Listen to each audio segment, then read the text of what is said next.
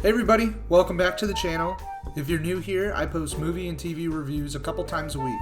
I'm also working my way back through the MCU in my MCU retrospective series. You can find that playlist as well as all my other reviews on the channel. Next week I'll be dropping my review for Doom Part 2, as well as my Iron Man 2 retrospective, so be sure to keep watch out for those.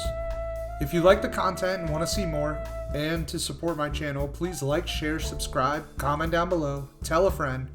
It helps the channel out and I really appreciate it. Now, with all of that out of the way, and I really wish I didn't have to do this, but let's dive into Madam Web.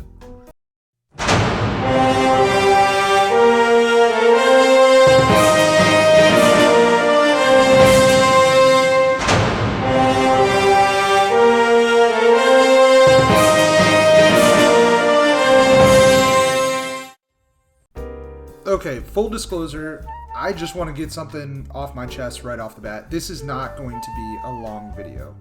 I don't really have much to say on this movie that hasn't already been hammered home by every other YouTube critic on the planet. Madam Web is just downright bad. It's shocking how bad it is. I've seen some pretty awful comic book movies in my life, and this one just takes the damn cake.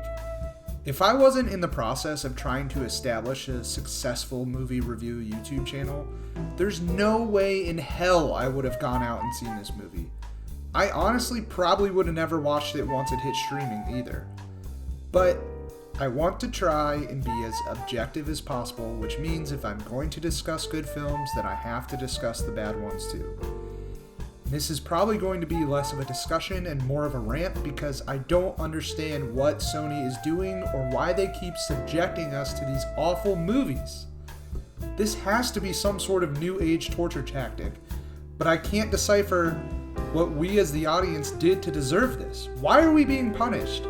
I can't recall one aspect of this movie that I actually enjoyed. Okay. The story and the dialogue is so poorly written, it doesn't make much sense at all.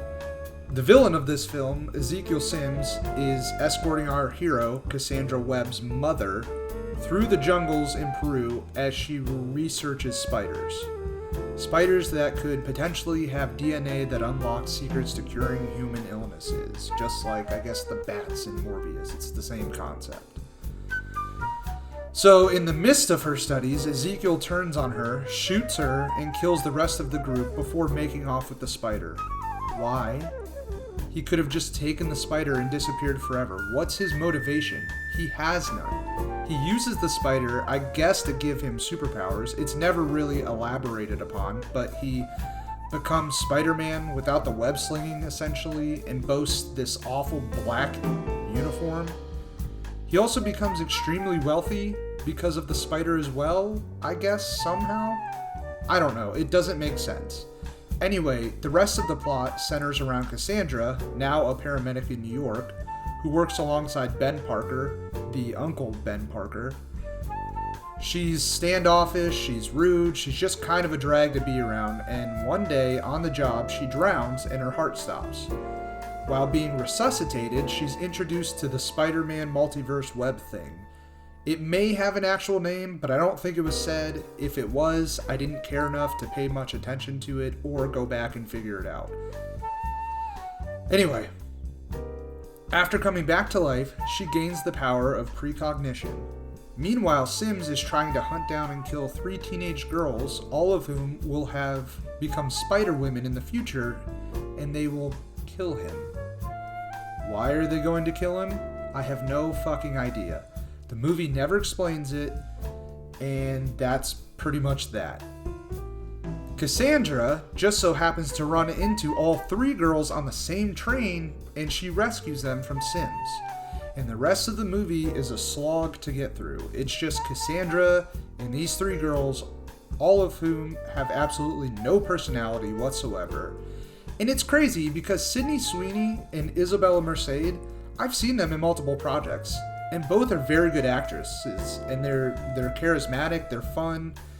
Anyway, I digress. The rest of the movie is Sims chasing these girls across New York until the final showdown where he gets crushed by a giant Pepsi sign. Cassandra becomes blind and paralyzed like her comic book counterpart and harnesses her powers.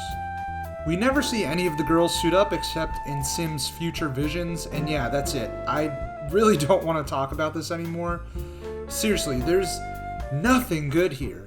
The story's bad, the characters have no personalities whatsoever, the villain is awful. The only good piece of this movie is Adam Scott. I hope he got paid well for this because he didn't deserve to be treated this way. I wasted 2 hours of my life that I'll never get back. So, thanks a lot, Sony. Honestly, the worst part of this grueling affair that I can't wrap my head around is what in the hell is Sony getting out of this? There's no way after the 4 movies released in this universe that they're making a profit off of this. They can't be, right? I mean, who's seeing these movies? Like, I know Venom has like a small cult following, but those movies aren't good either. And who's in charge of all this? Because nobody asked for a universe of Spider-Man villains and sidekicks without a Spider-Man. Nobody. God. Okay, I promise that's it. I don't want to talk about this anymore, and I hope this movie is the end of this universe. Please, Sony, do us all a favor and focus on something else, because this just ain't it.